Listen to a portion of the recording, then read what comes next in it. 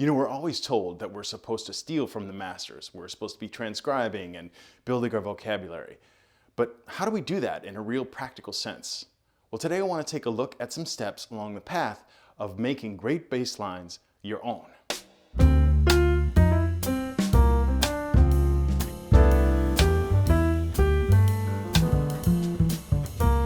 Thanks for joining me today on Learn Jazz Bass with Matt Rybicki. If you're interested in continuing to learn more about jazz bass, please like this video, subscribe, and look for a PDF below related to what we're going to talk about today. And what we are talking about, as I mentioned, is assimilating some vocabulary from master bass players, or frankly from any bass player that you hear and you want to make your own. So there's a few steps that we need to go through to really do this in a practical way. The most important thing to note first is that you find something that you like. It doesn't matter what I or anybody else thinks. It should be something that moves you, something that's compelling to you, something you want to learn. That's probably the most important aspect of integrating other kind of vocabulary into your own. You want to do it. So that's an important thing. So if you have not transcribed this line yet, you should. And I wouldn't necessarily recommend writing it down right away, but rather to really get it into your mind's ear, so to speak. And ideally, you want to be able to sing this phrase that you are trying to grab. It is a melody, even though it's a walking bass line. It's a melody, and so we should think of it like that. You don't have to be a great singer, but you just really want to try to make sure that you can simulate the movement and the sort of overall feel of the line. Once you've chosen what you want to play and you've transcribed it and been able to sing it, the first sort of main step in making it your own is to analyze it. And there's a variety of sort of tasks you can do in the analysis to really get inside of it. Now, when I am thinking about a particular phrase myself, I've been doing it long enough that I can make a bunch of judgments very, very quickly from a variety of angles. And we'll discuss each one of those angles in detail right now. But I just wanted you to know that the more that you do it, the easier it's going to become. In fact, some of this stuff becomes really almost like what they call sort of Gestalt psychology, right? Sort of you're seeing everything at once, even though they are separate parts. And it goes beyond sort of even conscious thought oftentimes. The first step is to think of the line in relation to the chords that you're playing. So for example, let's take our first phrase that we've got in the PDF, which is,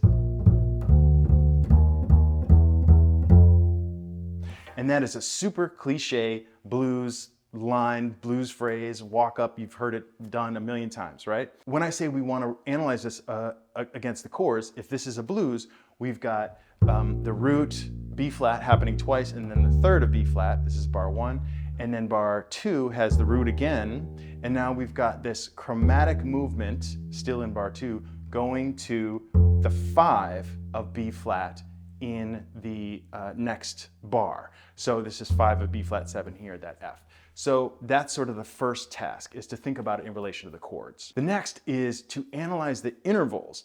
And this doesn't have to be super in-depth necessarily, although it can help to look at every single one. So in the examples that I've given in the PDF for this phrase, for example, we've got 2 B flats, so that's a unison, and then this second B flat goes to D, that's a major third. That happens again, so that's a unison, and then it goes up a minor second, or half step, to E flat, another unison, and that goes up a half step to E natural.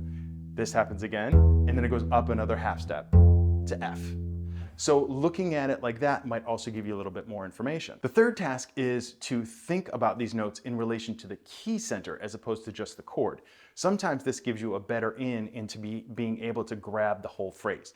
So this is in the key of B flat, or it's a B flat blues, but you know, it's in the key of B flat, and we're just thinking 1, 1, 3, 3, 4, 4, sharp 4, sharp 4, 5, like that, instead of in relation to the chords that are happening under that line. The fourth thing we can do is to think about the phrase as part of a scale if we can identify it as such. So does the phrase that we've chosen really give the flavor of a particular scale? If it is something very, very strong, like a Phrygian sound or a diminished sound or something like that, it might be very, very obvious right away. With just a few notes, it might not be so obvious, but it can help too. Like when I get a picture of this particular phrase, I am thinking some kind of major beginning, so a major scale or a Mixolydian scale, something to that effect, even a Lydian scale. So I'm sort of grabbing a general sense of where I'm starting or where I'm amending things in relation to one single scale. The last thing is to find important notes in the phrase and find where there are connections between them. See what the sort of bridge is in between the two. And also in that, look for chromatic approach notes to one of those strong notes, or either from above or below, or both. So in this phrase, we've got B flat as a strong note, D, the third of the chord, is a strong note, E flat, the root, is strong, and then we're connecting to another strong note, the F, with the E natural. Chromatic approach note there. So by taking all 5 of these things, I'm able to sort of get a variety of ways into memorizing the piece, really getting it inside of me. And they're going to be very helpful in the next step of the broad sort of 3-step process. This next step is to put it in different keys. And I know we're told to do this a lot. And in case you haven't thought about it, the reason is that not only does it help to instill it inside you, but it allows you to theoretically be able to use this phrase in any song or any key. So the first step, though, in putting in different keys, if it's not super comfortable for you, is to just figure out how to do it in one other key, right? So using these 5 things that we've looked at, let's put it in another key. In the PDF that I have, I've gone down a whole step to A flat. We're in A flat blues now. And so I am thinking about, okay, well, it starts on the root, so that's A flat. That happens twice. And then that goes up a third, which is the third of the chord. It's also the third of the scale. And then I go up a half step here, repeat that, and go up a half step again. That's D natural, and then up a half step again. So I could have also thought of this in relation, in reference to A flat major or A flat Mixolydian, the way I said before. I could have thought about it in relation to the chords. If I know that I'm going A flat 7 to D flat 7, back to A flat 7, I can think about root, third, root, chromatic approach to the 5th of the next A flat. So once you've taken some time to really slowly figure out how to do it in one other key, you want to apply it to, theoretically, every other key. So you've got 11 more to do. And I always suggest to do it in the cycle of fourths. If you're not familiar with that, send me a message or look online. There's a lot of information about cycle of fourths and fifths. So go in the cycle of fourths. So in the PDF, we started in B flat. So the next thing we're going to do is do it in E flat. Up a fourth from there is A flat. Up a fourth from there is D flat. G flat. C flat, or easier to call it B. And so on, do with all the 11. So once you're able to analyze it, put it in one other key, you should be able to do it in the other keys. Now, the next main step is to practically put it in something immediately. Apply it as soon as you can. Apply it in a practical sense. I don't just mean apply it in your practice, unless you are practicing performing.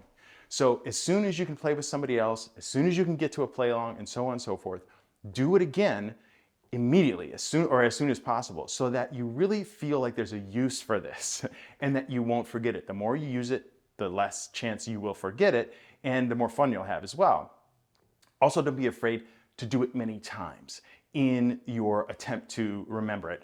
One thing is, lots of people aren't really going to notice, but also it really, really helps to instill it inside you. Try to put it in different keys in the same, try to use it multiple times in the same song, try to use it from one song to the next, no matter what the key, and so on and so forth. Just try to use it everywhere. We're just looking right now at a 2-bar phrase, basically. That's very doable, I think, for most of us. You can do a 1-bar phrase. You could do one interval, you know what I mean? Like if you really wanted to. So it doesn't have to be a big thing. You're basically just being able to internalize what you've heard or studied, and then being able to replicate that in any situation. Now the 4th step, even though I mentioned 3 main ones, is to actually change it in a way that is interesting to you. And make it part of your own personal vocabulary. That's sort of up to you. And there's not a way that I can really direct that other than to say, play around with it and try to do something different. But really being able to know that this is, in its original version is part of you will help to create something new with it. So I've gone on to do 3 other phrases. The second phrase is oleo, and let's take a listen to that now so that we can hear what it sounds like in context. 4.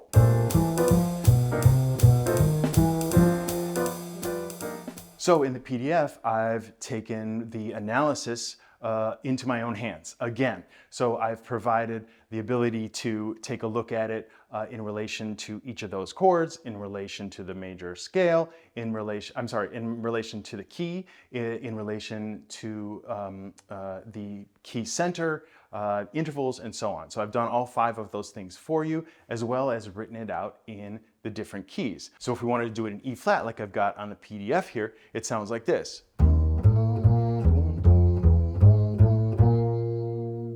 Right? And so again, you want to apply it into the rest of the keys and apply it right away to something that you are working on, so that you really want to make it feel like it is a tool that you can use. Now, the 3rd and 4th phrases I have not analyzed for you. I've sort of left this as homework for you to do, and I hope that you will. I think it will be kind of helpful. Let's take a listen to these phrases as well. This 3rd phrase is from Miroslav Vidas on another rhythm changes, and check out the things that he does differently here. It's kind of an interesting one, right? So, as I said, take some time and analyze it for yourself. Try this homework of putting it into other keys and so on and so forth. And even though it may not be interesting to you, I think that you'll get some benefit from trying that. Let's listen now to phrase number 4. So this is Jimmy Blanton on Jack the Bear, and this is not a rhythm changes, rather it's a movement going up in fifths, actually, in a fifth. It's going from D flat 6 to A flat 6. And let's take a listen to what he plays here. 3, 4.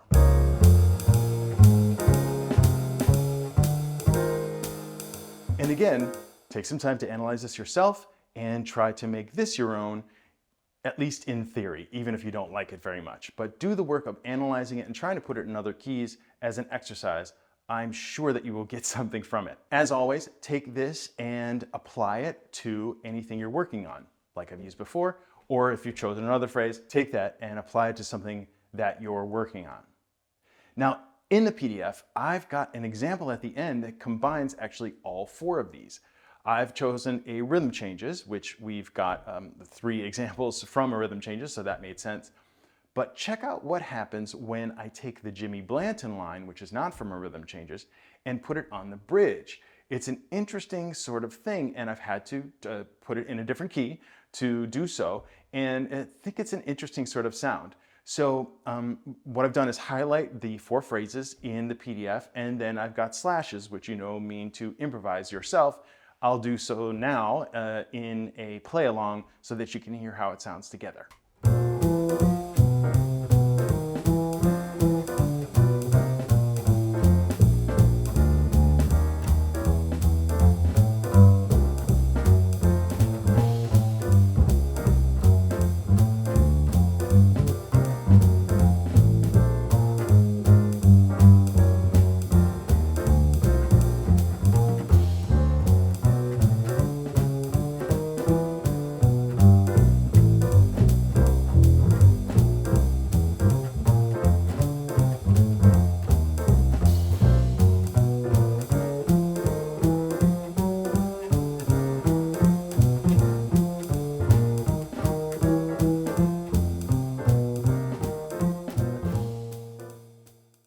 So that's it. Hopefully this was helpful for you today. Thank you for joining me.